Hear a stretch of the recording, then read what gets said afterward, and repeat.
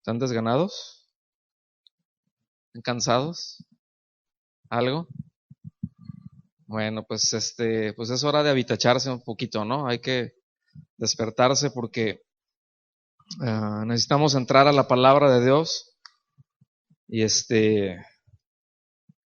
y es un buen tramo lo que quisiéramos recorrer el día de hoy. Así que vamos a iniciar, ¿está bien? Bueno, pues estamos con el tema número 34 de la serie El Mesías y su Iglesia. ¿Sí está bien todo por allá en la mesa o no? Ok. Entonces yo les voy a pedir que por favor tengan ahí a la mano Lucas, que es lo que estamos estudiando, Lucas capítulo 10. Y este tema se llama Rogando al Señor por obreros. Rogando al Señor por obreros. Y el hecho, bueno, de que el rogar, de que el Señor mande obreros para el trabajo que Él le ha asignado a la iglesia, pues ya vimos que no es una petición nueva, ¿sí? Y por lo visto debemos de seguir rogando, mis amados. Yo creo que eso va a ser algo constante, ¿no? La realidad de las cosas es que al no tener una óptica o un entendimiento claro de lo que es y de lo que conlleva el servicio a Dios, todo lo que nosotros entendemos como ministerio, ¿verdad? O sea, todo el servicio a Dios, el servicio a los hermanos y aún hacia afuera, aún hacia la comunidad. Yo quiero recordar esto, de cara hacia afuera, la iglesia tiene una responsabilidad muy grande y es la predicación del evangelio. Es que se predique el evangelio. Yo no estoy hablando de campañas y cosas así, no, yo no estoy hablando de eso. Sí, yo creo que quizá en algún tiempo tuvo su tiempo, ¿verdad? No lo sé, pero yo lo que he aprendido a lo largo de los años es que eh, ese, las campañas lo que terminaban haciendo eran subsidiándole la negligencia al pueblo, porque somos nosotros, es cada uno en lo individual quien tiene la responsabilidad de predicar en casa, en el trabajo, en los vecinos. ¿Sí me explico? O sea, en mi entorno. Ese es el punto. Es en el entorno en que yo estoy, ahí es en donde yo tengo que ser sal, ahí es en donde yo tengo que brillar. Repito, el asunto es de que al no tener claro de lo que es el ministerio, eso que nos dice el apóstol Pablo allá en Efesios, ¿verdad? De cuál es la función de los, de los ministerios, en este caso, apóstol, evangelista, pastor, ¿verdad? Maestro, profeta, ¿ok? No los dije en orden, pero están todos. Sí, porque como aquí ya hay 2, 3 teólogos, ya me vieron así como que húbole. No, tranquilos, ahí están todos. Dice que el objetivo de los ministerios es precisamente preparar a los santos para la obra del ministerio. ¿Cuál es la obra del ministerio? Bueno, de cara hacia el mundo es la predicación del evangelio y de cara hacia adentro de la iglesia es la edificación del cuerpo de Cristo. Sí, vamos bien hasta aquí. Y siempre se van a requerir manos. Entonces, al no tener eso claro, vemos ya nosotros el servicio, o así se ha visto, o por lo menos algo de lo que yo he percibido en el tiempo en que, a lo largo de los años que he estado en el ministerio, es de que se ve el servicio como una opción. Y ya no estoy diciendo nada más el servicio, o sea, a veces ya es incluso hasta el congregarme, ¿sí? O sea, como que es una opción en la cual bien fácil la puedo hacer a un lado. Cualquier cosa, o sea, hay cosas que miren, hay cosas, compromisos y cosas que nosotros asumimos que no los movemos para nada, ¿cierto o no? Pero ¿por qué generalmente cuando se tiene que hacer algún ajuste, lo primero que sacrificamos son nuestros tiempos a solas con Dios y el congregarnos y el servir? Algo no está bien. Algo tenemos que ajustar. Y eso me dice que es una falta de entendimiento de lo que es precisamente el servicio, ¿sí?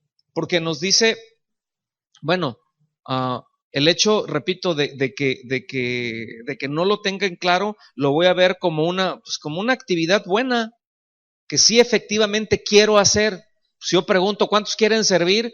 Casi todos dicen amén. El punto es de que a la hora de que se dice, a ver, pues vengan acá porque ahorita están requiriendo voluntarios para este asunto, nadie sale, ¿sí? Y hay un asunto aquí, fíjense, hay algo. Es de que, o sea, sí quiero servir, pero siempre y cuando no interfiera en mis planes. ¿Verdad? O sea, sí, pastor, no sabe, yo tengo muchas ganas de servir, pero siempre y cuando no me incomode. Sí quiero servir, ¿verdad? Y por supuesto, siempre y cuando me guste lo que se me asigne hacer. Hay necesidad de servir en esto. Ay, no, es que, los niños como que no es lo mío, a mí no me gusta.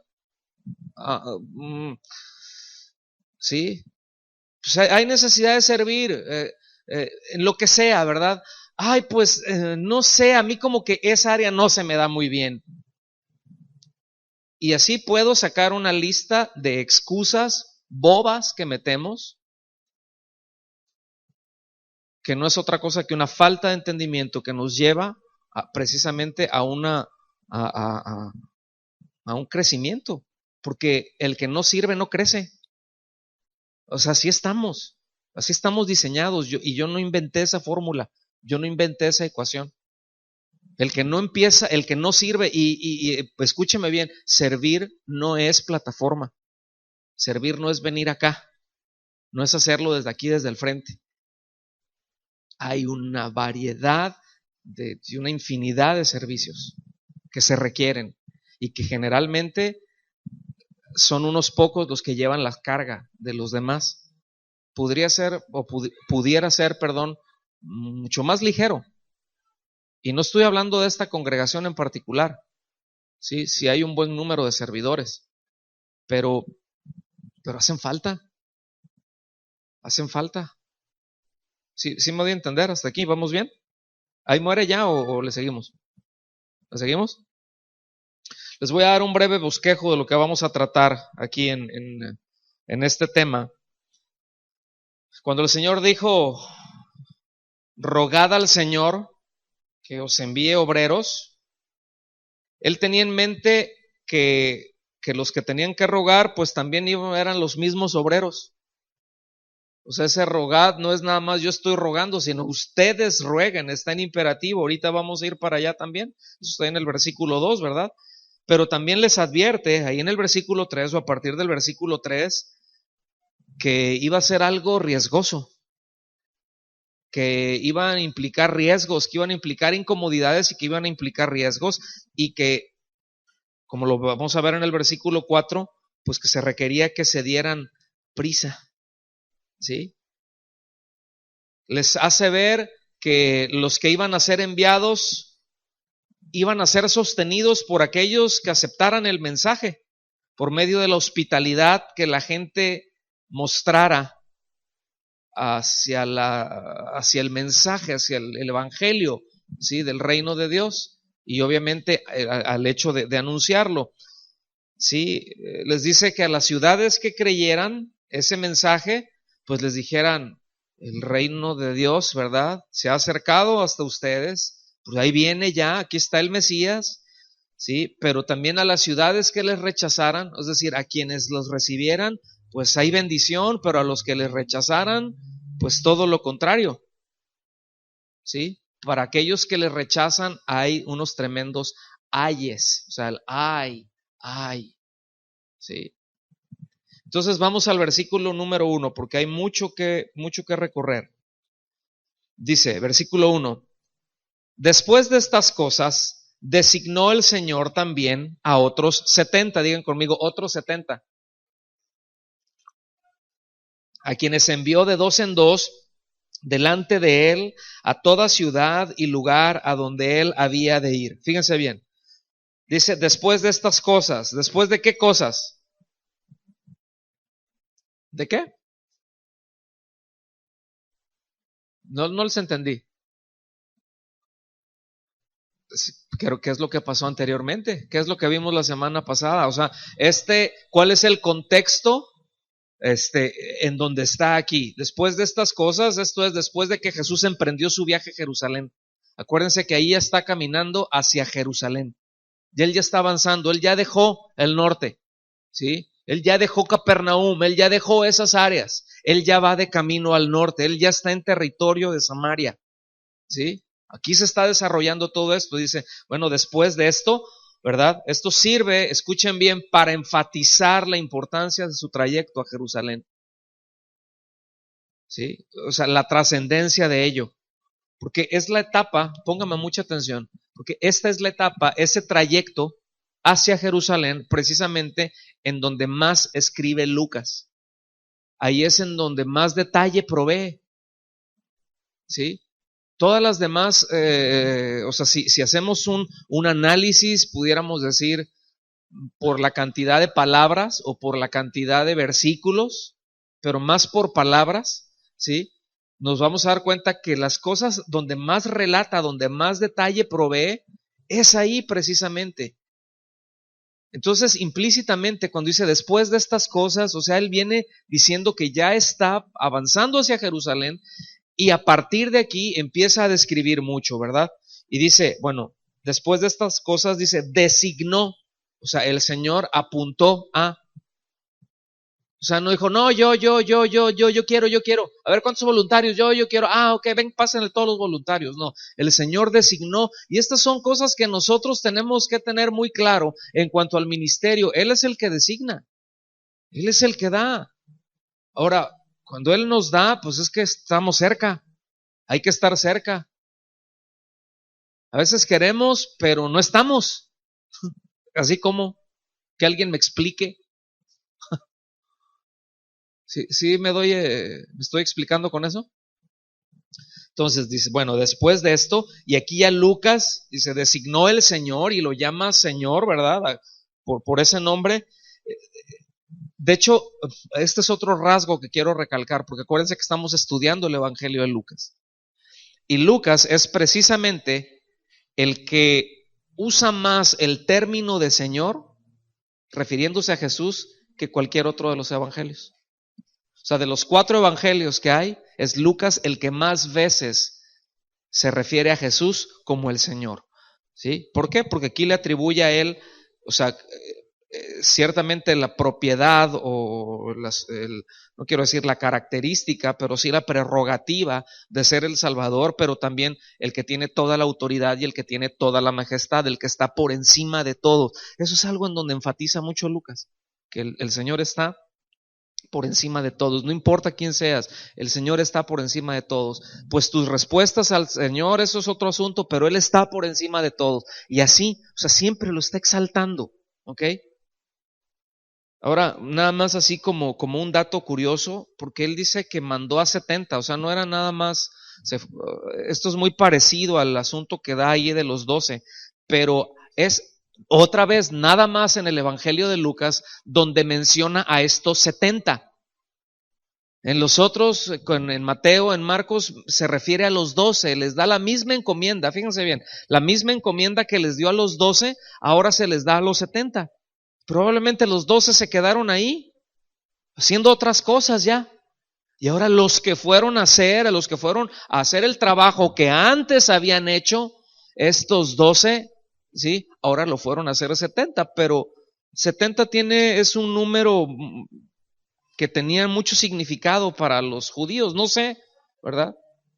No vamos a entrar por ahí, solamente quiero remarcar esto, porque repito, Lucas es el único que señala esto. Y el 70 era importante desde tiempos muy antiguos para ellos. Por ejemplo, Moisés designó a 70 ancianos para gobernar, ¿verdad? O sea, 70 jueces, pues, 70 ancianos. Los miembros del Sanedrín eran 70, es decir, era así como, ¿qué podemos decir el equivalente? Era como, no quiero decir un juzgado, pero eran los que tomaban las decisiones. O sea, obviamente había quien presidía, que era el sumo sacerdote, pero todo el Sanedrín, ellos votaban y todo esto cuando se juzgaba alguna causa, que se tenía que ver algo, o sea, ellos eran los que tomaban decisiones. Entonces eran 70, ¿verdad? ¿Ustedes han escuchado de la versión de la Biblia, la Septuaginta? ¿Alguien ha escuchado esa? Ok, la Septuaginta fue una traducción que se hizo del hebreo al griego, y Septuaginta es 70, fueron 70 traductores. O sea, le pusieron la setenteava. Pues se oye medio raro, ¿no? No, la Septuaginta, pero es eso. O sea, la número 70. ¿Por qué la número 70? No sé, pero fueron 70 traductores. Yo creo que, les digo, el 70 tenía un significado para ellos. No estamos viendo numerología ni nada de esos rollos, ¿ok? Y esto es significativo, ¿verdad? De que el hecho de que Jesús pues tenía muchos discípulos. Si ustedes se dan cuenta, no eran nada más los 12. O sea, estos 70 que andaban ahí, andaban con él. A lo mejor no de una manera tan constante, ¿verdad? A lo mejor, no sé, estaban unos días y otros días, pero hubo un momento en donde estuvieron todos, y no sé si los mandó a llamar antes él y ya decir, vamos para allá. Es decir, eran bastantes. Ustedes acuérdense, por ejemplo, que en el día de Pentecostés, pues habían 120 reunidos. ¿Sí me explico? O sea, eran discípulos que estaban ahí. 120, y faltaban otros, eran 120, probablemente habrá sido una terraza como de este tamaño, quizás un poco más chica que este lugar, o no sé, ¿verdad? Porque eran terrazas, estaba en Jerusalén, estaba adentro, no era una casa de campo. Pero tenían muchos seguidores, porque dice que después de su resurrección fue atestiguada por más de 500 personas. O sea, de entrada ahí ya nada más nos da un pantallazo de la cantidad de discípulos que tenía. Y bueno, unos más comprometidos, unos estaban más, pero había, es que a veces nos sentimos como que, yo, nada más yo quedo, ¿verdad? A veces nos pasa así como Elías. Ay, Señor, ¿verdad? Le había cortado el cuello tenía ahí 400 profetas de Baal, ¿verdad? Y ay, Señor, solamente yo he quedado. Y dice, ¿cuál solamente tú? Tengo otros 7,000 guardaditos por ahí que no han doblado sus rodillas. O sea, tengo otros 7,000 que han guardado, se han guardado en integridad. O sea, yo lo que les quiero decir es, mis amados, no somos los únicos y no estamos solos. ¿Sí? Ay, es que es así, o a veces, pues qué padre que fuéramos muchos. ¿Y por qué? Qué padre, pues estamos los que estamos, ¿no? O sea, ¿cuál es el asunto? Sí hay muchos más, pero no están aquí. ¿Por qué? Pues no sé. Pero los que están aquí vamos aprovechando. ¿Sale? Porque a veces nos desenfocamos con cositas, pues. Y estos son, no sé si ustedes ven, a mí me gusta mucho leer entre líneas. Y a veces un pasaje así, me hago muchas preguntas. Si se acuerdan, ¿verdad que soy muy preguntón? Pero bueno, son detalles que me brincan y que me ponen a meditar en algunas de estas cosas. Entonces dice que a esos los envió de 2 en 2, igual que a los 12. O sea, es decir, ahora habían 35 equipos. Voy a hacer un paréntesis. Hay algunos comentaristas que dicen que fueron 72, otros que fueron 70, menos los que hayan sido. Me queda claro, sí hay una parte ahí donde como que medio sacan la cuenta, pero no sé, yo no he encontrado eso, ¿sí? Yo veo aquí que dice 70, ya. Entonces, bueno, los mandó de 2 en 2, pues yo creo para ayudarse mutuamente, para animarse, y esto es muy importante, que en el ministerio, cuando estamos sirviendo, que lo hagamos siempre en compañía de. ¿Sí me explico? Porque se requiere, mis amados. O sea, se requiere ayuda, ¿verdad? Ahora sí que uno lo tumba y el otro lo patea, ¿verdad? O uno se cae y el otro lo levanta. Pero siempre, bueno, es para animarse, para ayudarse mutuamente, ¿verdad? Entonces dice que los mandó a toda ciudad, a todo lugar donde él había de ir. Entonces todos estos iban a ser preparativos para la visita del Señor. Iban delante de él, ¿sí? Era básicamente, como dije hace un momento, la misma función que hicieron los 12 antes. Versículo 2, y les decía, fíjense, les decía, les decía no es de, yo quiero que entienda esto, no es de que les dijo una sola vez. Usted ve cómo está conjugado, les decía, y era algo continuamente que les estaba diciendo. A veces cuando nosotros vemos que y les dijo, ok, te digo esto, ok, ya quedó claro. Pero y les decía, por eso repito, es muy importante que cuando leemos, que cuando estudiamos, no avancemos así, no es gimnasia bíblica. Hay que detenernos. Hay que ver y de repente apoyarnos, incluso pues es importante la gramática. ¿Ya lo ven que sí? Eso nos deja ver, si no entendemos eso se los quiero pedir por favor, si hay alguna palabra que luego no entendemos, no avancemos hasta que no entendamos de qué se está hablando, porque luego le empezamos a asignar valor y a interpretar y según nosotros y andamos tirándole por otro lado. ¿Sí me explico? Entonces, lo que vayamos avanzando, pero sólido. Y les decía, la mies, o sea, el campo, la cosecha, a la verdad es mucha. ¿A qué se refiere con la cosecha? Pueden haber un par de implicaciones. Puede ser hacia adentro de la iglesia, pero se está refiriendo a dónde. O sea, ¿cuál es lo que compara en la cosecha? El mundo. O sea, hay tanta gente. Hay tanta gente que está plantada en el mundo y que necesita escuchar el mensaje de Dios, mis amados, que necesita escuchar el evangelio. ¿Sí? La mies a la verdad, dice, es mucha, mas los obreros, pocos. ¿Sí?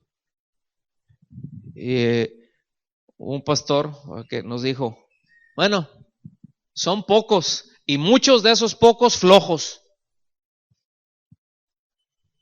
Son pocos y muchos de esos pocos andan torcidos, andan buscando sus cosas. Pues entonces los efectivos son más pocos, ¿no? No, dice más los obreros pocos. Dice, por tanto, o sea, por cuanto hay mucho trabajo, hay mucho campo que cubrir y hay pocas manos que levantar para trabajar todo eso, dice, rogad al Señor de la mies. ¿A quién es el Señor de la mies? Pues es Dios. O sea, hay que rogarle a Él, dice, que envíe obreros a su mies. ¿Sí? Las mies, bueno, la cosecha son personas, ¿verdad? Y eso siempre ha sido mucho. Desgraciadamente, los obreros siempre han sido pocos, ¿verdad? Y yo estoy convencido de que este número de esos pocos se ha mantenido en pocos, se ha mantenido bajo por el fatal desinterés que los hombres tienen por sus semejantes. Venimos a Cristo, nos convertimos, gloria a Dios, ya me convertí. Ya, mi bendición, ya tengo mi bendición. Y esto tiene mucho que ver con la mentalidad occidental, que es ensimismada, que es egoísta.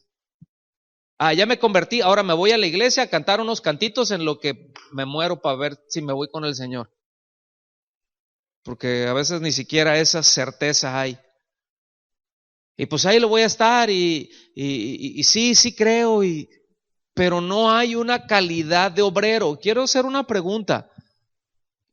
Obrero habla de alguien que tiene un compromiso con un patrón, ¿cierto o no? O sea, tiene una responsabilidad, tiene una lista de deberes que cumplir. O sea, no es visita, es obrero. No dice, que el Señor me mande rueguen que el Señor mande muchas visitas a la mies. Pues las visitas no, en ese sentido, no las vas a poner a chambear. No tienen ningún compromiso, son visitas. Pero los obreros, los discípulos, sí tienen ese compromiso. Y es precisamente aquí, ¿verdad?, en donde el maestro aclara que mediante su evangelio ¿verdad? Es decir, el ser parte, el ser obrero, eso forma, es una muestra del interés, ¿verdad? Es una prueba en el discipulado. ¿Sí quedó claro eso? ¿No? Ok.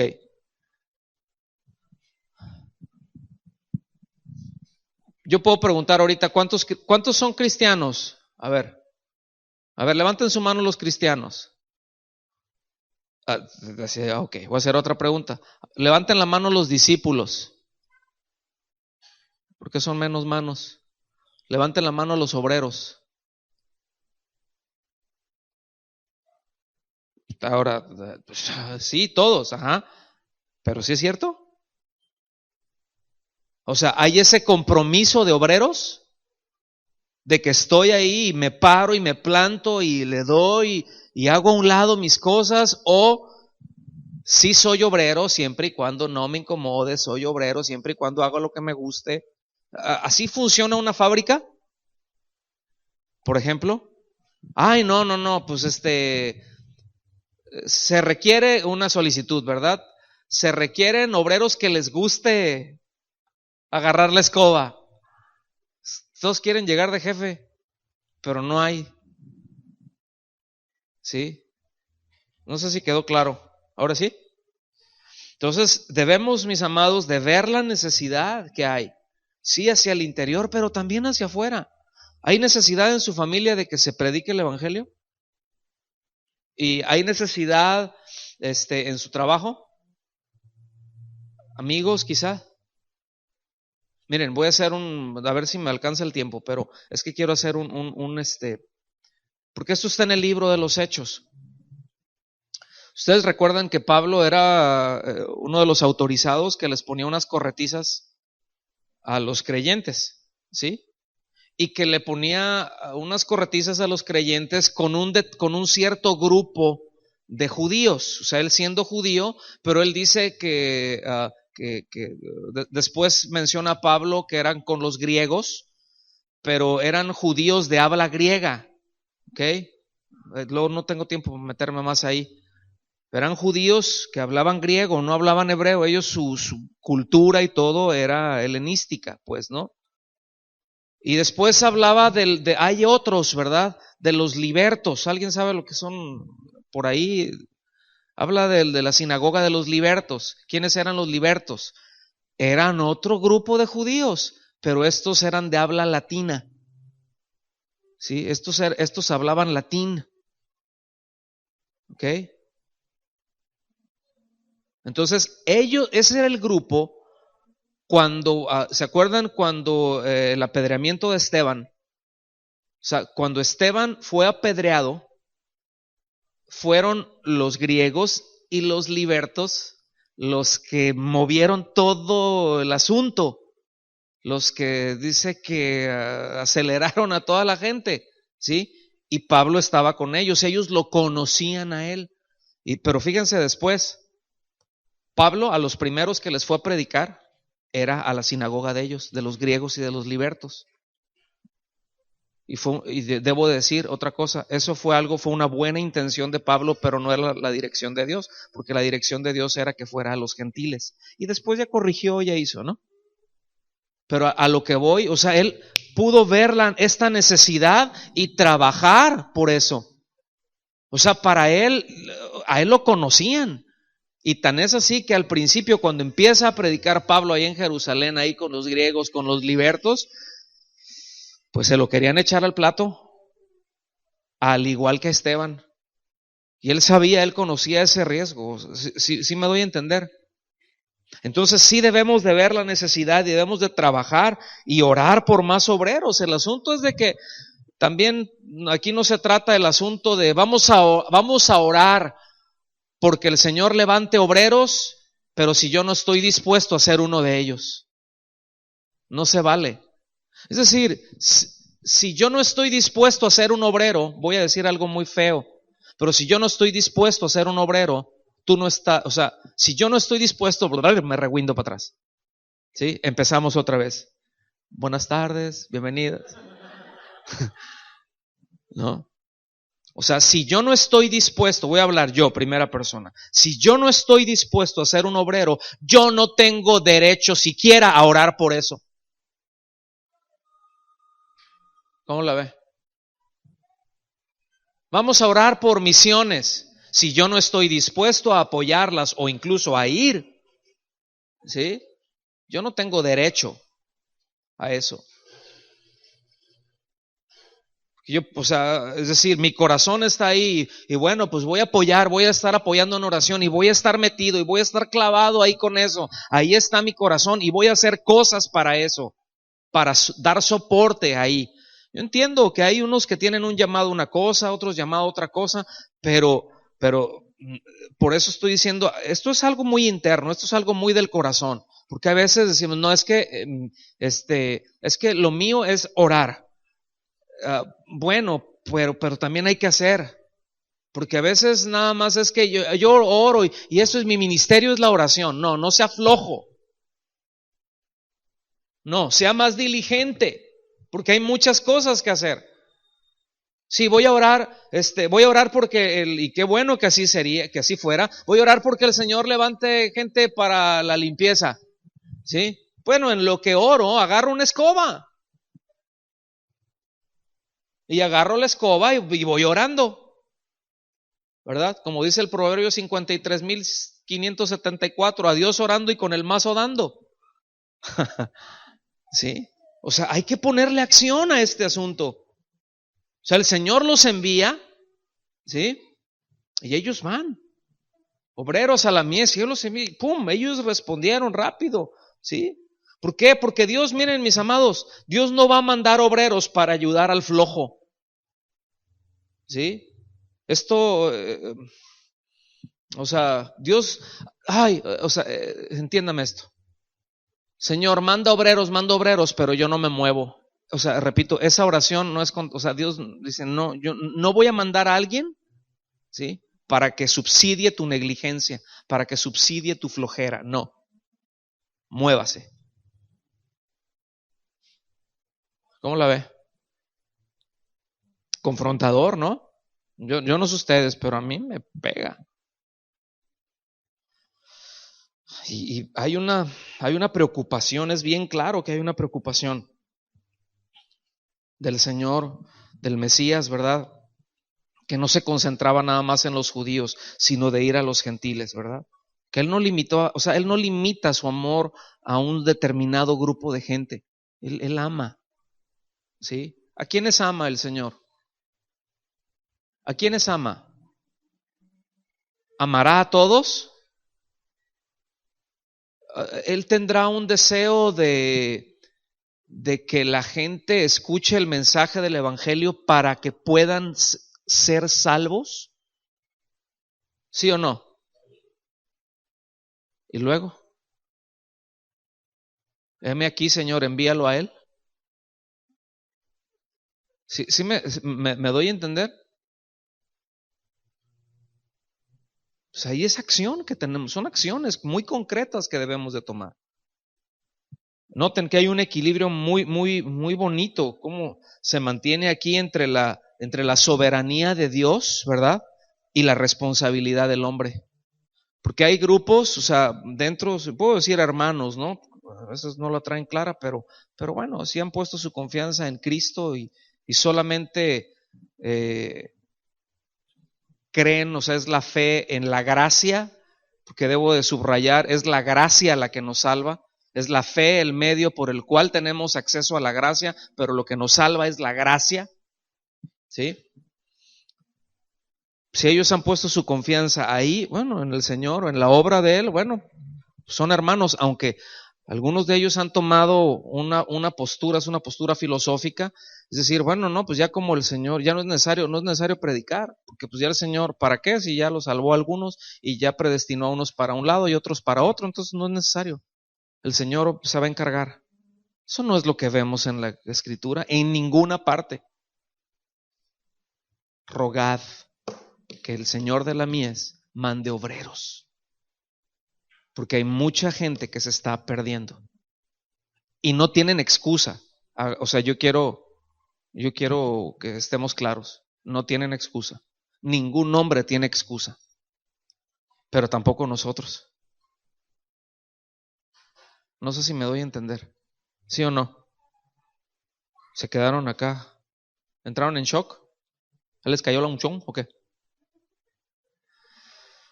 Entonces, estos obreros deben de trabajar en la mies del Señor, en el campo del Señor. Vamos más para adelante, versículo 3.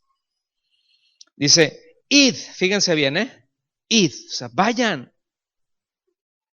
He aquí yo os envío como corderos en medio de lobos. Otra vez lo voy a leer, que está ruda pareciera de lo más falta de misericordia. Una instrucción como que dices, oye, que no es el amor del Señor. Ajá. Dice, vayan, yo los envío como corderos en medio de lobos. ¿Y qué es lo que hace un lobo cuando ve un corderito? Dice, lunch, cena. ¿Me explico? O sea, aparentemente es una orden sin misericordia, pero escuchen bien, cuando el Señor hace esta declaración es de lo más sorprendente porque le está diciendo, miren, atención, vayan, ¿sí? Y aquí lo que está haciendo es de que describe la situación en la que los hombres, en la que sus servidores están cuando sirven. Es decir, le está diciendo, miren, no va a estar facilita, ¿eh? ¿Sí lo ven? O sea, no van a hacer lo que quieren, ¿eh? No van a estar en un lecho de rosas, es todo lo contrario, van a ser como corderos. Y esto, ¿qué es lo que nos sugiere? ¿Cuántas posibilidades tiene un cordero contra una jauría o manada de lobos sin su pastor? ¿Cuáles son las posibilidades que ese cordero tiene, que esa oveja tiene? Que en Mateo les dice ovejas, ¿sí? O sea, una oveja, un cordero delante de los lobos, ¿cuántas posibilidades tiene de sobrevivir si su pastor no está ahí? 0 posibilidades. Y eso es lo que les está diciendo, ¿sí? Eso es lo que les está diciendo. Hay un riesgo extremo, pero yo estoy con ustedes. O sea, debe de haber una dependencia en mí, yo los estoy enviando, ¿sí? Soy su pastor el que les está hablando. Y sin él, bueno, entendemos de la manera más natural que ellos estarían en una situación desesperada, ¿verdad? Pero al estar comisionados por él, está seguro. Parece una orden brutal, sin misericordia, pero es todo lo contrario. Está afirmando la necesidad de la dependencia que ellos tenían de tener a su pastor ahí. Que no, es decir, que no hay recursos naturales que sean suficientes para salir adelante de esta instrucción que el Señor nos da para servir. Porque podemos estar muy acostumbrados a servir en la carne. De hecho, hay mucho de ministerio de la carne. Y debemos de rechazar el ministerio de la carne. Es decir, mucha iniciativa humana, ¿sí? Mucho del hombre. Mucho del no necesito a Dios, ya sé cómo hacerlo. Si esto se hace así. Hacemos un manual, hacemos un esto y esto se hace 1, 2, 3, 4, 5, paso 4, paso 3, perfecto ya. Vamos a ver, el método para fundar una iglesia, ¿verdad? Y luego se agarran así ya tienen todo ese asunto y es así como si fuera una franquicia, ¿no? Todas igualitas, todo, y cuando dices, nada que ver. Entre una congregación y otra hay tanta diferencia. Y yo sé lo que les digo. Es como con los hijos.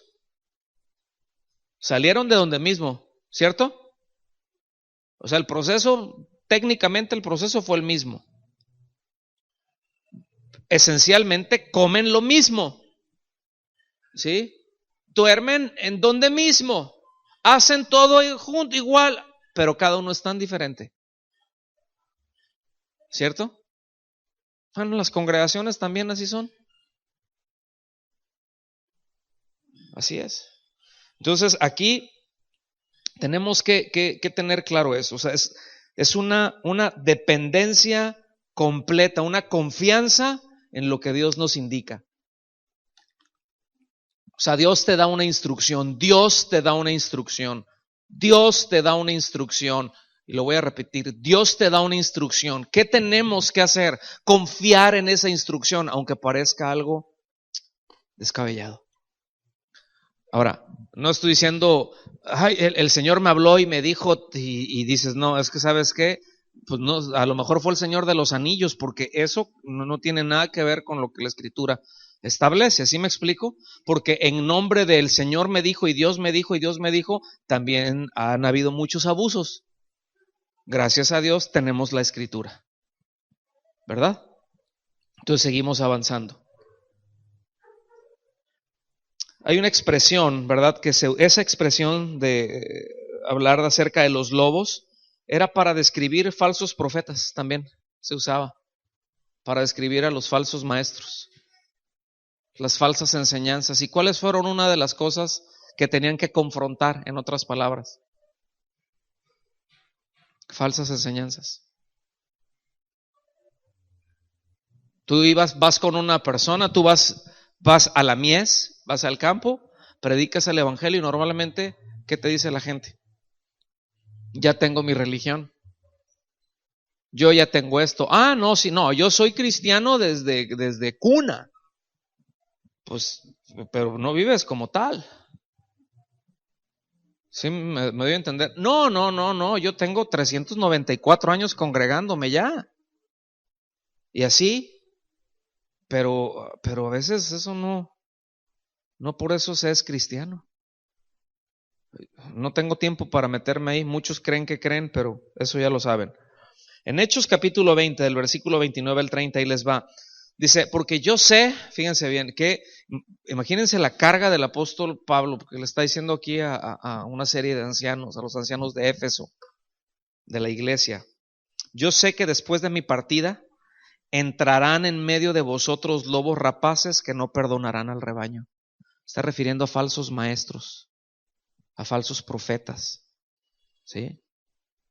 Dice, y algo que dijo que es terrible, y aquí Pablo no estaba declarando negativo, O sea, dice, no, es para los de la confesión positiva, dice, yo sé, yo sé. Y después dice, y de entre vosotros, en otras palabras, y yo sé, de entre vosotros mismos, a los que estaban ahí, se levantarán hombres que hablarán cosas perversas para arrastrar tras sí a sus discípulos. Y esto es algo muy clave, pónganme mucha atención, esto es algo muy clave. ¿Cuál era la misión de los 70? ¿Cuál era la misión de los 12? ¿Cuál era la misión de los 70? Ir y anunciar sus rollos, ir y anunciar sus movimientos, sus cosas, ¿esa era?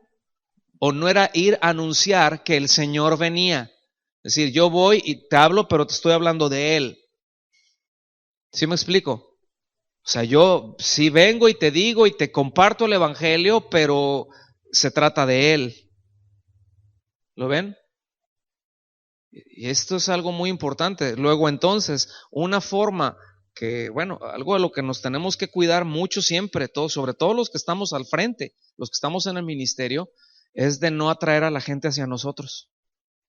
Es de llevarlos a Cristo. Y eso es algo que tienen que hacer ustedes también, aprender porque esto es clave, esto es esencial. No atraigan a la gente hacia ustedes, llévenlas a Cristo. Porque si atraemos a la gente hacia nosotros, los vamos a dejar peor.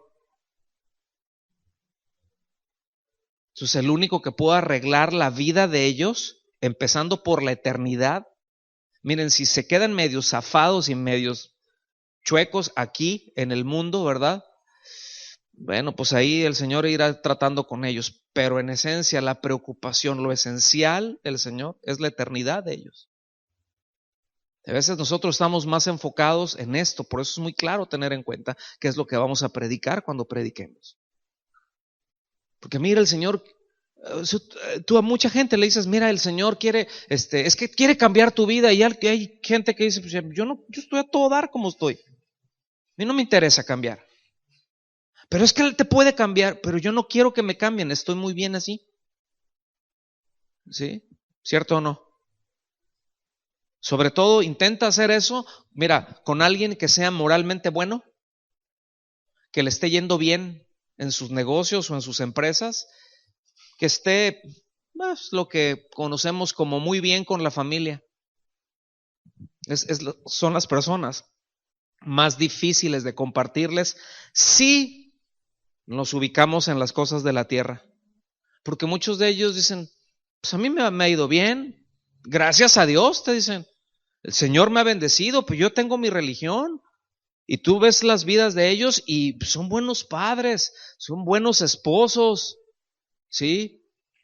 Pero nosotros decimos, ay no, es que toma, ay es que fuma, no, es que el Señor quiere que dejes eso. Es que el Señor no le gusta que hagas eso y nos convertimos en peores que fariseos y los hacemos más hijos del diablo todavía. Cuando nos enfocamos en hablarles un evangelio de obras. Cuando el Señor a lo que vino es a otra cosa. No sé si me estoy explicando, pero el Señor a lo que vino es a cambiar la eternidad de ellos, ¿sí? Y en tanto, si ellos creen, entonces el Señor ha predestinado precisamente formar el carácter de Cristo en ellos. Eso es lo que va a hacer. Eso es lo que ha determinado y eso es irreversible. En el que cree el Señor forma el carácter de su Hijo en ellos, ¿sí? Y empezará a hacer cosas aquí y seguramente esta vida no nos alcanza para eso, pero está la eternidad y está la glorificación para eso. Esa es la esperanza de la gloria, mis amados. Entonces nada más cuidemos de no predicar un evangelio de obras. Ay, pues es que el Señor para que cambie tu vida, mira, para que arregle tu matrimonio. ¿Y qué si a la hora de que se convierte le va peor con el marido o con la esposa? Entonces, yo he escuchado esto. Yo he escuchado pastores que dicen, no, mira, ven, congrégate un tiempo aquí con nosotros y el Señor va a arreglar tu situación, pero nunca le hablan de Cristo.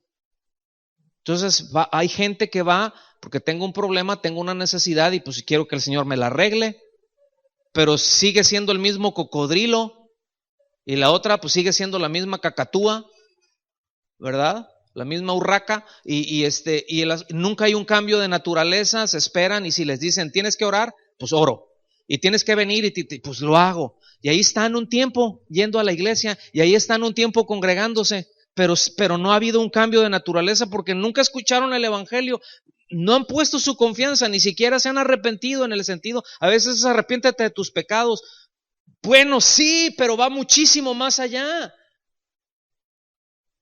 Personas, arrepiéntete de tus pecados, híjole, a ver si, ¿de cuáles? Pues hay un montón que no me acuerdo cuándo pequé. Viví tantos años en el pecado, ¿por dónde empiezo? No, arrepiéntete, es de entrada eso, es arrepiéntete de qué es, o sea, es cambia tu manera de pensar con respecto al pecado y a Dios y a ti mismo. A cómo te relacionas, cambia tu manera, ya lo hemos hablado esto infinidad de veces. Deja de pensar que no necesitas, deja de pensar que tienes algo que te puede salvar, deja de pensar que tienes tu religión, deja de pensar que no necesitas salvación, deja de pensar eso y asume, ¿verdad? Ubica que eres enemigo de Dios, etcétera, etcétera, etcétera. El pecado, ¿sí? De incredulidad.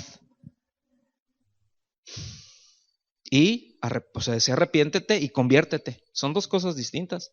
Pero una es el lado A y el otro es el lado B. Arrepentimiento sin conversión. ¿Qué vamos a predicar? No sé si quedó claro. ¿Sí o no? Ezequiel, capítulo 3, versículos del 3 al 6, dice: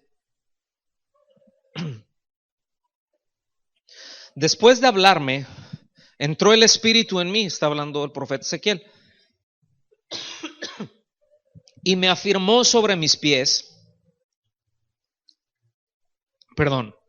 y oí al que me hablaba. Ezequiel capítulo 3, versículos, empecé a leer yo desde el 2, pero es a partir del 3, dice: me dijo, hijo de hombre, yo te envío a los hijos de Israel. Y, aleluya, dicen, ¿no? Pueblo santo, aleluya. A una nación de rebeldes que se rebelaron contra mí. Ellos y sus padres se han rebelado contra mí hasta este mismo día. Ah, bueno, pero eso es Israel nada más, yo no. Pues Ay, sí, ya quedó claro mi silencio, ¿verdad? Yo pues te envío a hijos de duro rostro y de empedernido corazón. Fíjate. O sea, ¿cuál es el campo? ¿Cuáles son las mies del Señor? ¿Qué es lo que hay ahí? Esto. Gente de duro rostro y de empedernido corazón. Y les dirás, así ha dicho el Señor, ¿te fijas? O sea, pues, ¿qué es lo que Él dice? No es qué es lo que yo pienso, no es qué es lo que mi movimiento dice, no es qué es lo que el pastor fulano de tal dice, ¿sí? Y menos cuando lo sacan todo de los memes. Es qué es lo que Dios dice. Dios dice, Dios dice, ¿sí? No fulanito reformador dice, o fulanito, no, Dios dice, les dirás, así ha dicho el Señor. ¿Acaso ellos escuchen? Pero si no escuchan, porque son una casa rebelde, siempre sabrán que hubo un profeta entre ellos. Fíjate, ¿qué es lo que está diciendo? ¿Qué es lo que nos dice? Tú predícales. Ay, pero es que me van a mandar a volar. Tú predícales el evangelio. Escuchen o no escuchen, pero no van a decir que no se les predicó. Escuchen bien. Ustedes han leído, espero, en Isaías 55, que dice que los caminos del Señor son más altos que los nuestros, ¿cierto? Que y hace un símil muy bonito, ¿verdad? Como los cielos de la tierra. O sea, como esa distancia dice, así hay de diferencia entre los caminos del hombre y los caminos de Dios. Y después hay un símil muy bonito en donde dice que la palabra de Dios es como la lluvia. ¿Qué es lo que hace la lluvia? Viene, riega la tierra y da semilla al que siembra, da pan al que come, llueve y el campo se pone verde, sale hierba y los animales comen y ahí va, me explico, o sea, llueve y es una bendición. Y dice que así es la palabra de Dios, que nunca regresa vacía, y a veces nosotros decimos, no, bueno, yo ya le compartí, nunca va a regresar vacía, o sea, ya decimos, ya lo declaro salvo por fe. Y no es cierto eso. O sea, no es, para empezar, no está hablando de eso. Dice que no regresa vacía, es decir, la palabra de Dios cumple su cometido cuando es predicada.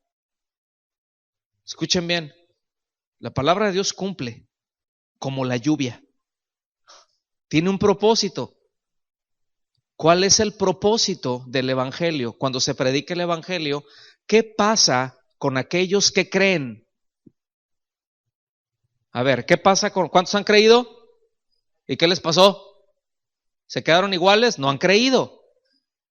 Nacieron de nuevo. Una nueva criatura, una nueva creación. Sí, las cosas viejas pasaron. Entonces, si crees en el evangelio, el Señor te salva de la condenación eterna y te hace su hijo, su hija. ¿Sí? Sí, estamos claros hasta ahí. Entonces, cumplió el propósito de salvar. Pero ¿qué de aquellos que no creen? ¿No cumplió su propósito? Porque escuchen bien, fue enviada para salvar al que cree y para hacerle evidente su condenación al que no cree. Entonces, crea o no crea el individuo, la palabra de Dios cumplió su propósito. ¿Está más claro? Por eso les dice, ¿te escuchen o no? Dice, pero tú, hijo de hombre, no les temas ni tengas miedo de sus palabras, aunque te hallas entre zarzas y espinos y habitas con escorpiones. Ay, te dan tremendos, ¿no? Dice, no tengas miedo de sus palabras, ni temas delante de ellos, porque son una casa rebelde. O sea, es fuerte.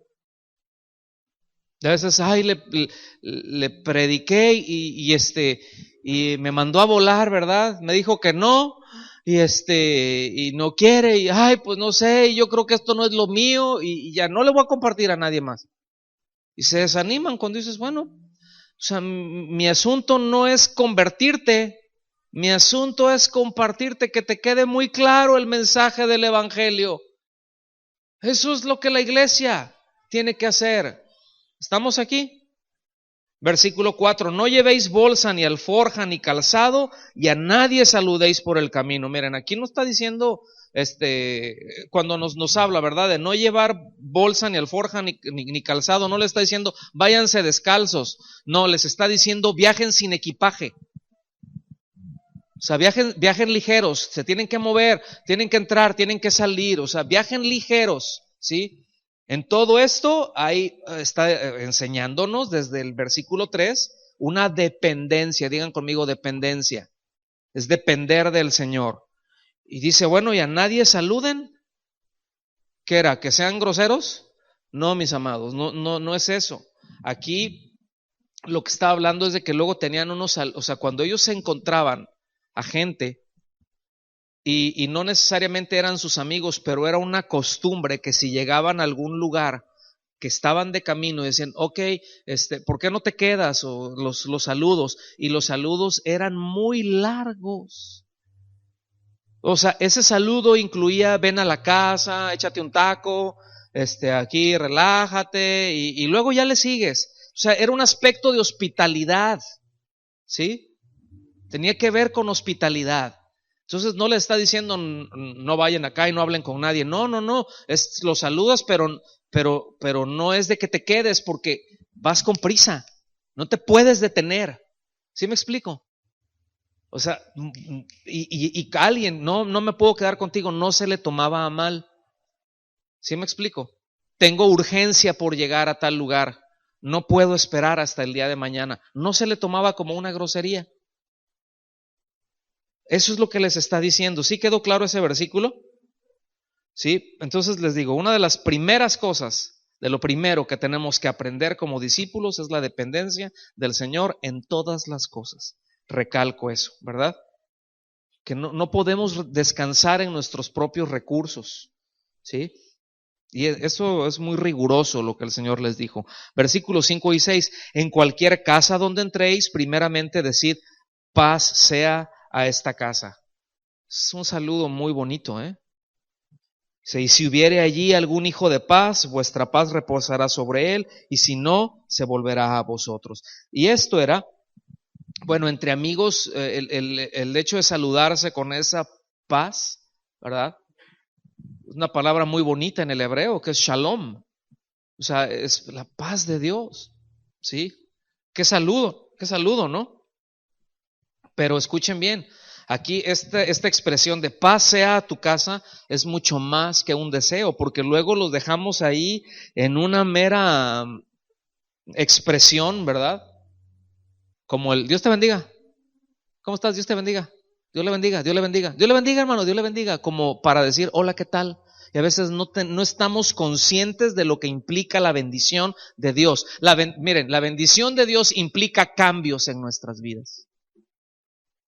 La bendición de Dios implica muchas cosas. Y yo tengo que estar consciente de eso. Como ese saludo, paz, implicaba muchas cosas. No se debía de hacer a la ligera. De hecho, era algo, habían abrazado lo que nosotros conocemos como la oración sacerdotal. ¿Sí? En Números se las voy a leer porque es maravillosa. O sea, lo que dice no es una oración mágica, debemos de entender eso. No es un rezo, pues. Pero lo que dice está cargado y refleja el corazón de Dios. Dice en Números 6 del 24 al 26, Jehová te bendiga y te guarde. Jehová haga resplandecer su rostro sobre ti y tenga y tenga de ti misericordia. Fíjate, Jehová alce sobre ti su rostro y ponga en ti paz. Miren, de aquí podríamos hacer una serie de cada una de esas, de todas las implicaciones que tiene. ¿Sí lo ven? Entonces, ¿para quiénes eran la bendición? Para aquellos que los recibían, para aquellos que abrazaban el mensaje. Para aquellos que abracen el mensaje, para aquellos que los recibían, paz es sobre ellos. Para los que lo rechazan, viene para acá. Para ti no hay. No hay paz, y no es de que no la desee, pero es de que no, la paz no es unilateral. ¿Me explico? Justificados pues por la fe, tenemos paz para con Dios. Ya no estamos en guerra. O sea, ese paz para con Dios, no sé, ay, qué relax estoy. Lo implica, pero no habla de eso. Implica de una relación de amistad que ya no hay conflicto. ¿Ok? Pues que la paz sea contigo. Pues abrazamos el mensaje, la paz sea contigo. No, que tu paz y paz, ¿verdad? Bueno, se le retira. No hay bendición para ellos. Y dice, si hubiere allí un hijo de paz, este hijo de paz es una expresión hebrea, es un hebraísmo para decir un hombre pacífico, un hombre de buen concepto. Hijo de paz es eso, es un hebraísmo, ¿sí? Entonces, ¿qué es lo que les está diciendo? Miren, procúrense quedar con gente, ¿verdad? Que tenga buena reputación. Anden con gente que tenga buena reputación. Fíjate, con hijos de paz. Versículo 7, y posad en aquella misma casa, o sea, no se anden cambiando, comiendo y bebiendo lo que os den. ¿Qué cosa? Porque el obrero es digno de su salario. Dice, no paséis de casa en casa. O sea, aquí el asunto es de que les dicen, no deberían de estar demandando cosas, ¿no? Alguien te es hospitalario, pues hermano, ¿verdad? Bienvenido y pues mire, de pared a pared, el piso es cama. Pero no podría ponerme un colchoncito de esos ortopédicos porque, ¿sí?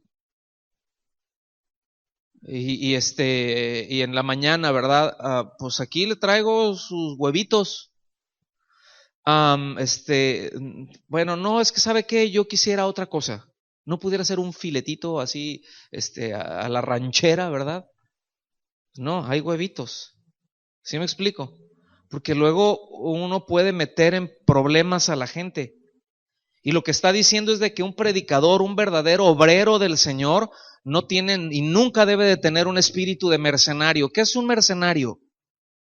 Ciertamente es un soldado entrenado, ¿sí o no? Pero ¿para quién está su lealtad? Para el que le pague, para el que le dé más. Y está diciendo que un obrero del Señor no debe de ser un mercenario, ¿sí? Que debe de comer lo que le pongan y que no debe andarse cambiando. Ay, no, pues nos hubieran mandado con aquellos hermanos, su casa está más bonita. Ay, está más grande. O sea, miren, esas son cosas que ni siquiera debemos de pensar.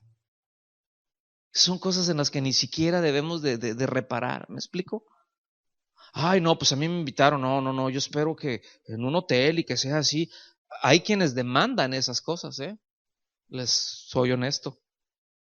No, hermano, pues es nada más que el hotel esté bien y que sea así, y ponen una serie de demandas. Nosotros cuando invitamos a alguien, cuando no lo conocemos muy bien, a veces yo les pregunto, porque a veces pueden tener incluso problemas de salud, o pueden tener cosas que dices, yo prefiero estar solo, y si tenemos la posibilidad, aunque ya ahorita, bueno, no invitamos a nadie que no conocemos ya, ¿no? Pero por cortesía prefieres llegar a un hotel, ¿verdad? Pues eso es lo que alcance, o prefieres llegar a la casa. Y siempre pues son amigos, dicen, no, pues llegamos a la casa.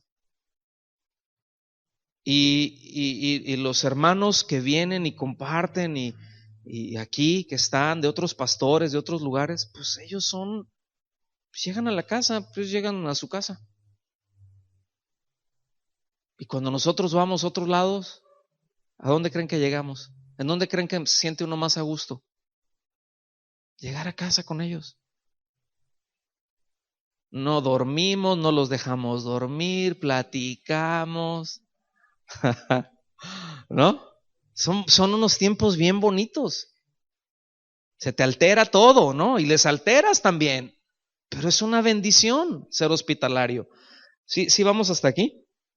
Bien, fíjense, nada más, yo les he comentado de un documento que se hizo antes, por ahí del año 100, ¿sí?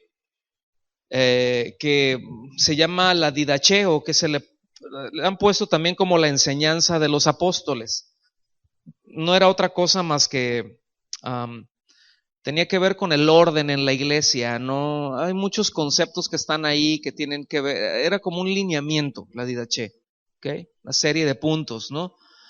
Como no era un reglamento, pero era para que se tuviera un criterio. Y fíjense, muy general, porque pues habían ya iglesias en aquel entonces por muchas partes y muy variadas, de trasfondos muy distintos. Sin embargo, habían cosas que dijeron, mira, esto es lo que debe de ser como que en cada creyente. Y pusieron unas reglas, no eran reglas, sino unos puntos ahí muy importantes. Y era, por ejemplo, era esto.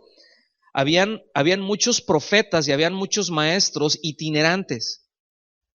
O sea, algunos de ellos los mandaban sus iglesias, otros no, otros llegaban a una ciudad, ¿verdad? Y eran como circuitos aún dentro de la misma ciudad, porque no eran congregaciones grandes, eran grupos pequeños, ¿sí? Y se juntaban ahí, pero ellos, por ejemplo, estos ministerios o ministros itinerantes que iban así de pueblo en pueblo, ahí en la Didache se advierte que si uno de ellos quería quedarse en el mismo lugar más de 3 días sin trabajar, ¿sí? Ese es un falso profeta. O que si pedía, o sea, que si hablaba en nombre del Espíritu Santo para pedir dinero o comida, es un falso profeta. ¿Cómo la ven? Ya nomás con esa, ahorita podremos detectar. ¿Cómo la ven?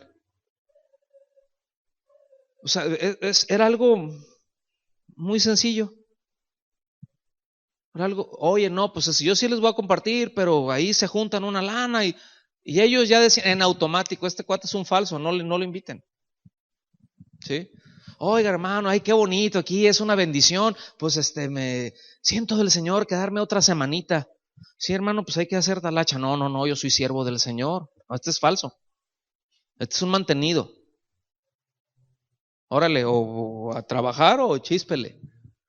Y ellos tenían muy claro esto, o sea, va de paso y había esto, o sea, porque en la misma DH decía, tú asegúrense de darle lo que él necesita para que llegue al otro lugar. O sea, no es sí, porque, y la premisa es porque el obrero es digno de su salario. O sea, no deben de andar mendigando, ¿me explico? La iglesia debe de hacerse responsable, una iglesia local debe de hacerse responsable por sus ministros. Debe de hacerlo, es parte de su responsabilidad, porque el obrero es digno de su salario. Y eso es lo que le está diciendo, ustedes van a ir, los voy a mandar, y no crean que van a andar ahí de pordioseros, espérense, el obrero es digno, les van a recibir, los que abracen el evangelio los van a recibir, y reciban ustedes bien, ¿sí? Y precisamente ahí en la Didache decía eso, estuvo con ustedes, los bendijo, dice, asegúrense de que tengan lo necesario para sus necesidades. Entonces ya, hermano, pues ¿hasta dónde vas? No, pues esto, los pasajes, lo que sea. No, nosotros te vamos a ayudar para que continúes predicando la palabra de Dios. ¿Sí me explico? Había una responsabilidad, pero ¿ven que hay un balance? Porque luego ahorita la cosa se ve muy desbalanceada. ¿Sí o no? Dice, versículo 8, en cualquier ciudad donde entréis y os reciban, comed lo que les pongan por delante. Aquí repite la instrucción. O sea, no sean exigentes, no causen problemas, no sean chiqueados o chiquiones, ¿verdad? O sea, sí, lo que les pongan. Nosotros en algunas ocasiones que llegamos a ir a misiones, yo les llegué a decir a algunos de ellos cuando íbamos a algunas comunidades, Marve estuvo por allá metida en la sierra, un tiempo, no la dejaban salir. Y y Marisol también, estuvieron juntas de hecho. Y yo en algunas ocasiones, yo les dije, miren, lo que les pongan enfrente, eso se lo comen. No pregunten qué es, cómanselo. Pues así que ven y dicen, ay, este pollito qué raras patitas tiene, ¿no? Que es pollito, cómetelo, ¿sí? Si al ratito no sabes qué es, ¿no? Mejor no preguntes, cómetelo.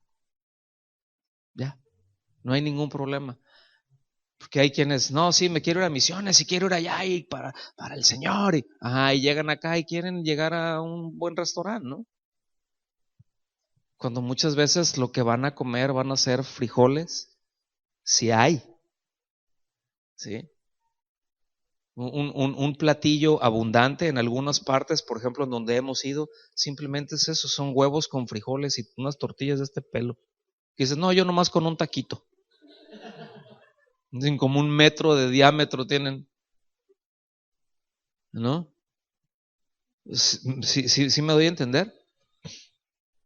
Eso. En otras ocasiones es la tortilla con chile, nada más, con agua y sal y chile.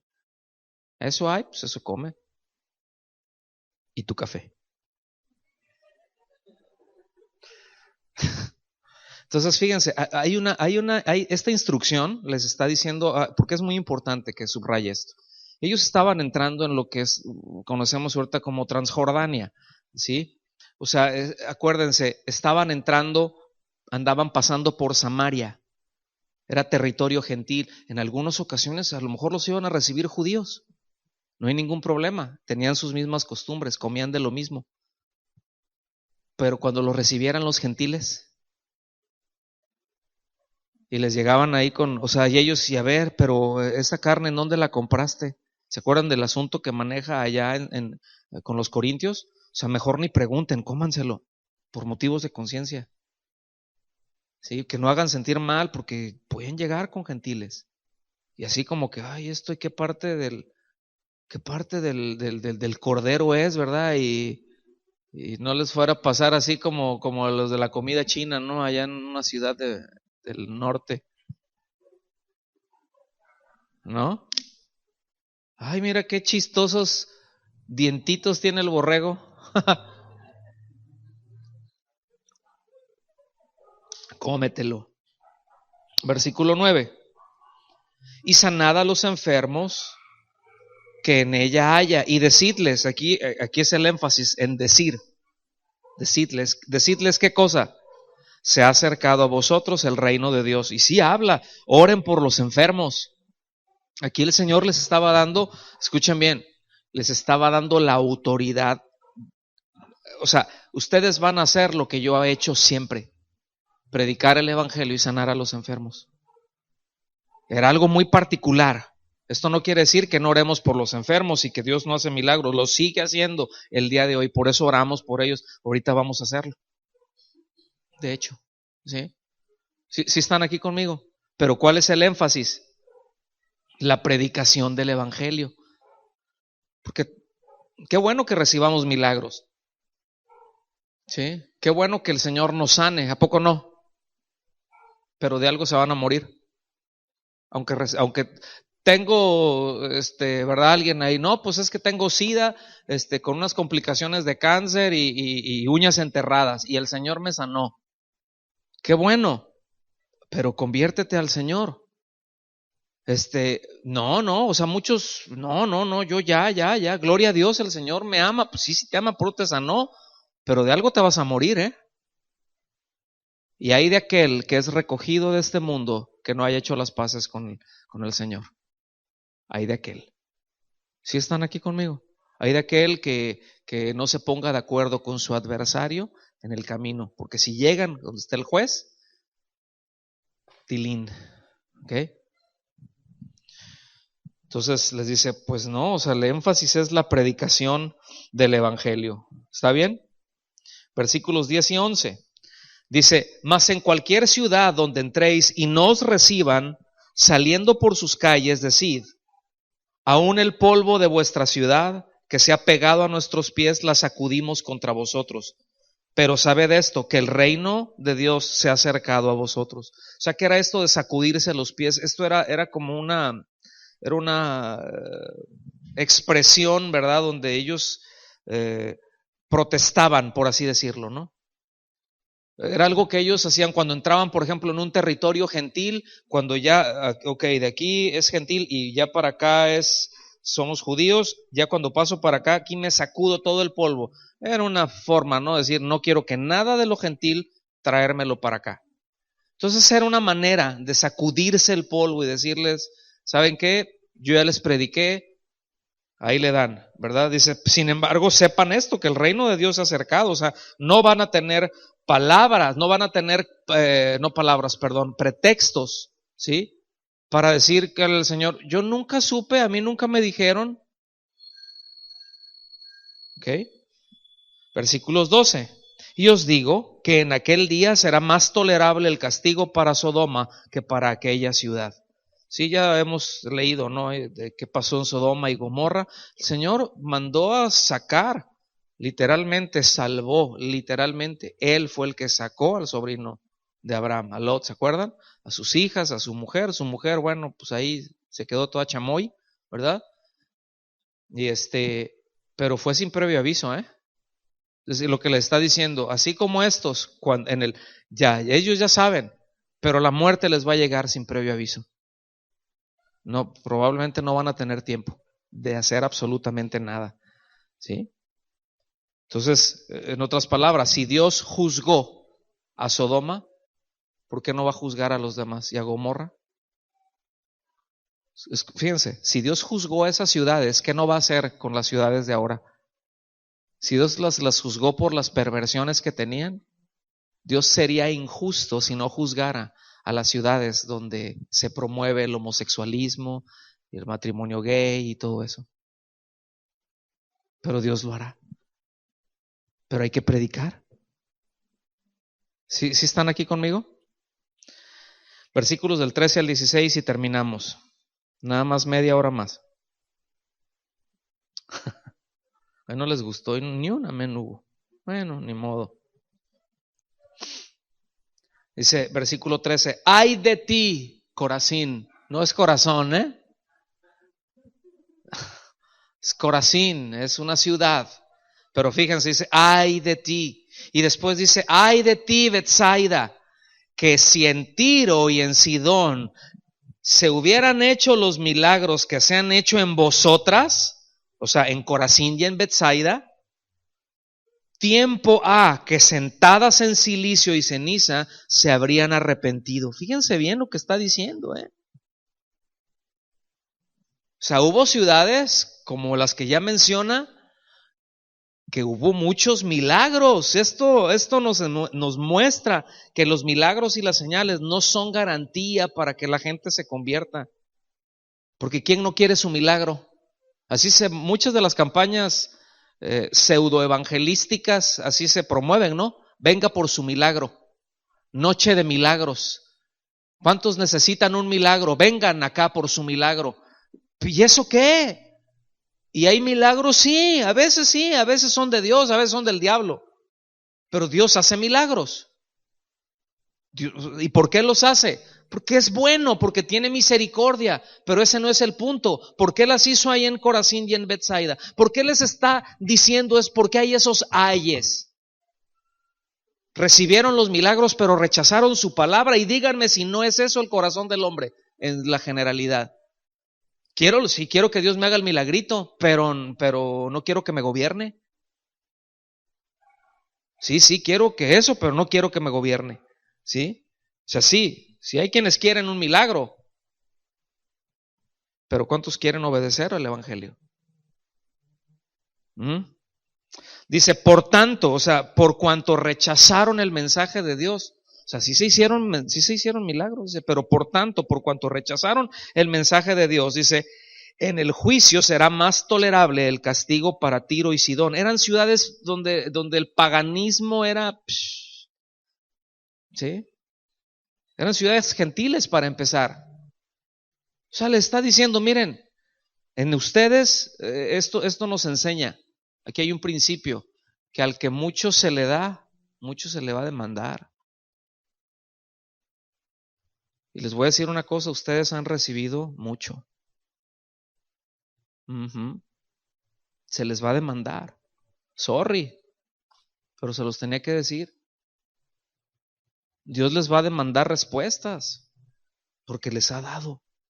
Y qué bueno que nos lo da. Hay una responsabilidad, ¿sí lo alcanzan a ver? Ese es un obrero, es alguien responsable. Versículo 15, y tú, Capernaum, fíjense, era el lugar en donde era su cuartel general. ¿Se acuerdan? Él lo describe aquí así. Y tú, Capernaum, que hasta los cielos eres levantada, así como que no, ay, nosotros somos lo máximo. Hasta el Hades serás abatida. Aquí habla del orgullo, Una ciudad orgullosa. Escuchen bien, esto puede ser algo, de hecho es un mal que hay en muchos círculos de la cristiandad hoy en día. Oh, nosotros sí sabemos, nosotros sí entendemos. Es orgullo. O sea que mucho cuidado, por favor. Esto, guardarlo en el corazón. Ay, no, pues es que yo soy de casa de oración. ¿Tú en dónde vas? Ay, no, ahí ni se predica. No, no anden diciendo eso, no hagan eso. Yo no digo que lo estén haciendo, pero mejor no, que no me entere yo que lo hacen. ¿Verdad? O sea, no, por favor. O sea, no es una amenaza, pero es una seria advertencia, porque eso es orgullo. Y queremos caminar bien con Dios. Queremos caminar bien con el Señor. No somos los únicos, ¿sí? No somos los únicos. El Señor tiene pueblo y levanta. El Señor genuinamente tiene pueblo aquí, ¿sí? Y hay otros que se dicen su pueblo y no lo son, pero hay de todo. Nosotros, ¿qué es lo que nos corresponde? Vamos y prediquemos el Evangelio. No porque, vamos y traigamos aquí para que la gente y que venga más gente. No, eso no es el punto. Debemos de quitarnos esa mentalidad y del corazón. Si le vamos a predicar a una persona, será por las razones correctas. Es porque Cristo murió por sus pecados. ¿Qué es lo que va a hacer esa persona? Él la quiere comprar, Él la quiere redimir, no para mi congregación, la quiere redimir para Él. Y algo muy lógico me suena a mí, es de que se congreguen, pero no necesariamente será aquí. Habrá gente que a lo mejor tú le predicas y se congregue después en otro lado. Nada más, y está bien, asegúrate de que sea un lugar donde se predique la sana doctrina. Por eso miren, mis amados, esto tiene que ver con una responsabilidad, para no andar como Pedros infantes, ¿verdad? Por ahí, dejando hijos por todos lados. Uno le comparte a una persona y ¿qué es lo que haces? Le enseñas, ¿no? ¿Qué es lo que hacen las madres con sus hijos? ¿Los paren y ahí los dejan a ver quién se encarga? ¿O qué es lo que hacen?